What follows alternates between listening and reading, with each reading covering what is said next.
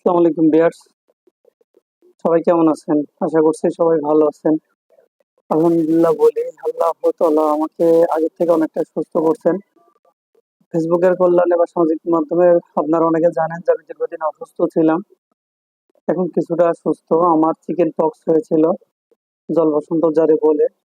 আজকে আপনাদের সাথে আলোচনা করব আসলে চিকেন পক্সটা কি, এটা কেন হয়, এর প্রতিকার কি এবং কিভাবে এখান থেকে আমরা বাঁচতে পারি বা সুস্থ থাকতে পারি। তো প্রথমে বলি, চিকেন পক্স এক জাতীয় ভাইরাস। এর আগে গুটি পক্স নামে একটা পক্স ছিল, যেটা এখন আর নাই, দেখা যায় না সচরাচর। আগে অনেক মানুষ এ রোগে আক্রান্ত হয়ে মারা যাইতো। এখন যে জল বসন্ত বা চিকেন পক্সটা আছে, এটার প্রতিক্রিয়াটাও খুবই কঠিন, ভয়াবহ অবস্থা। আসলে এই জাতীয় ভাইরাসের লক্ষণ প্রথমে আপনার গায়ে জ্বর আসবে, বা দু একদিন জ্বর জ্বর ভাব লাগবে, তারপরে শরীর প্রচন্ড পরিমাণ ব্যথা হবে, তারপরে জ্বর আসবে পর্যাপ্ত পরিমাণ, তারপরে যে আস্তে আস্তে আস্তে এক দুইটা করে ফোঁট বের হতে থাকবে। আমার মুখের অবস্থা দেখছেন, আমার মুখে যে অবস্থা হয়েছে এর থেকে 3 গুণ হয়েছে আমার সারা শরীরে, মানে পর্যাপ্ত পরিমাণ শরীরের এমন কোনো জায়গা নাই যে যে এখানে বাদ গেছে। সত্যিই আসলে অসাধারণ ভাবে বলতে পারি, এত কষ্ট বলার মতন না। ফার্স্ট এক দুই দিন আমি কিছুই টের পাইনি, তৃতীয় দিন এবং চতুর্থ দিন আমার সবচেয়ে কষ্ট হয়েছে। অনেকে বলতে পারেন যে ইনকিউবেশন পিরিয়ড বা এটা কতদিন থাকতে পারে। এটা সাধারণত বইয়ের ভাষায় বা মেডিকেল ভাষায় 11 থেকে 18 দিন থাকে, কিন্তু সত্যি আমার 11 থেকে 18 দিন, আজকে আমার 18 দিন চলতেছে। দেখতেই পাচ্ছেন কি অবস্থা, আমার গায়ে এখনো কিছু ছাল উঠতে বাকি আছে, এরকম একটা অবস্থা হয়ে আছে। আর অনেকে বলে 7 দিন, 8 দিন, 10 দিনে সেরে যেতে পারে। সেরে যেতে পারে এবং কমও উঠতে পারে, কিন্তু আমার ক্ষেত্রে এমনটি হয়নি।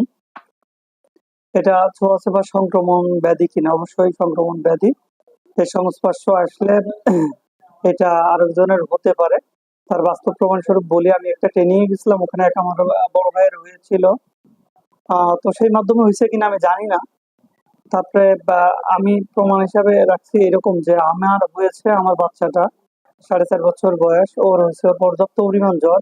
আমার এতটা জ্বর ছিল না, ওর এতটা জ্বর, 105, 104, সর্বনিম্ন 102 জ্বর আছেই। আজকে 3 দিন ওর অবস্থাটা আসলে খুবই ভয়াবহ। যাই হোক, এই রোগের প্রতিষেধক হিসাবে নরমালি আপনি কি খাবেন? যখন আপনার জ্বর আসবে তখন জ্বরের ওষুধ খাবেন। তারপরে গাতে পর্যাপ্ত পরিমাণ চুলকানি হতে পারে, চুলকানি হলে সাথে সাথে অ্যান্টিহিস্টামিন, আমরা বাজারে যে অ্যান্টিহিস্টামিন গুলো পাই, চুলকানির ওষুধ আর কি, সেই ওষুধগুলো আপনি খেতে পারেন। আর একটা আরামদায়ক লোশন আর কি, ক্যালামিন লোশন। এই ক্যালামিন লোশনটা আপনি ব্যবহার করতে পারেন প্রথম দিক থেকেই। লোশনটা চুলটাকে ঠান্ডা রাখে, চুলকানি ভাব অনেক কম হয়। শরীরে তো কাপড় চোপড় কোনো কিছু রাখা যায় না, তবে এটা দিলে আপনি অনেক উপকার পাবেন। আর ব্যথার ওষুধ হিসাবে আপনি প্যারাসিটামল খেতে পারেন। যেরকম যদি ব্যথা খুব পর্যাপ্ত পরিমাণ হয়, তে ডাবল ডোজ হিসাবে 500 1000 মিলিগ্রাম করে খেতে পারেন।